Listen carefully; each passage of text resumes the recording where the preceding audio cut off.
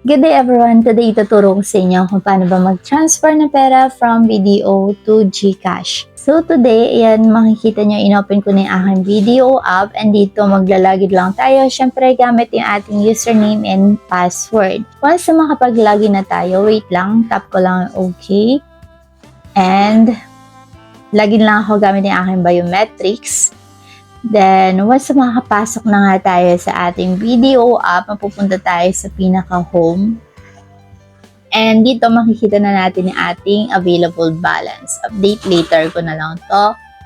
Ayan, so habang loading pa mga kabomboms, huwag nyo kalimutan mag-like and subscribe for good luck. So dito, para makapag-transfer or send money tayo sa ating GCash, select lang natin yung send money. And here, hanapin lang natin to another local bank. So, under ng to another local bank, hahanapin lang natin dito yung GCash. So, dito, para makapag-transfer na tayo, choose one lang tayo dito sa may transaction type. So, tayo credit to other bank. And yung transfer from, tap lang natin yung pinaka-arrow. And here, itap lang natin yung ating savings account. Kung meron kayong cash card, pwede rin nata yun. So, hindi ko pa natatry. Tapos sa may amount, input lang natin kung magkano ba ipapasa natin from BDO to GCash.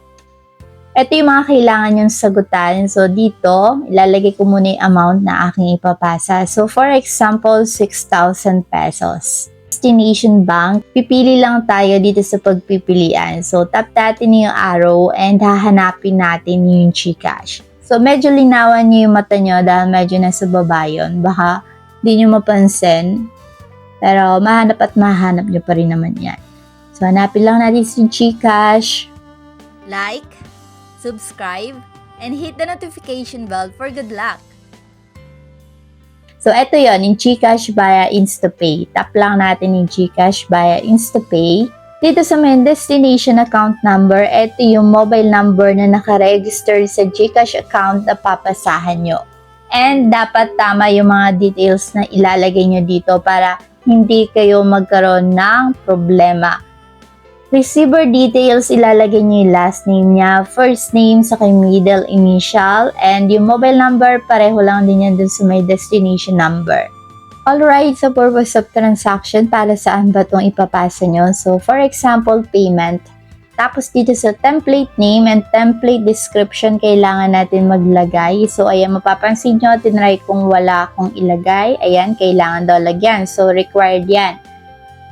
Okay, sa may template name, nilagyan ko na lang din ng payment. Pareho na lang. Tapos dito sa may template description, nilagay ko na lang dito, notify me, para if ever na meron akong papasahan, halimbawa, hindi ko to mobile number or hindi ko to GCash, ino-notify niya tayo pag na-receive na niya. Okay, tap na natin yung confirm. Tapos dito, please, tingnan nyo mabuti kung tama ba yung inyong mga details na nailagay. And meron din pala tong fee. So, ayan, mapapansin nyo, 6,000 ipapasa ko. Meron siyang service charge na 25 pesos. Depende kung magkano yung ipapasa nyo. So, ayan, makikita nyo, check nyo mabuti kung tama ba yung destination account number saka yung mga details na na-input nyo. Once na okay na, pwede na tayo mag-proceed. Tap na natin yung continue. And don't worry mga kabomboms, dahil kung meron kayong mga katanungan regarding sa pagsisend ng money, pwede nyo iwan yan sa may comment section at pag may time kami, bibigyan namin ng kasagutan yan. Then mabilis lang din mag-process to in just a few seconds, money sent successfully. Pero syempre, depende pa rin yan kung nasaan kayo dahil depende yan sa internet connection nyo din, okay?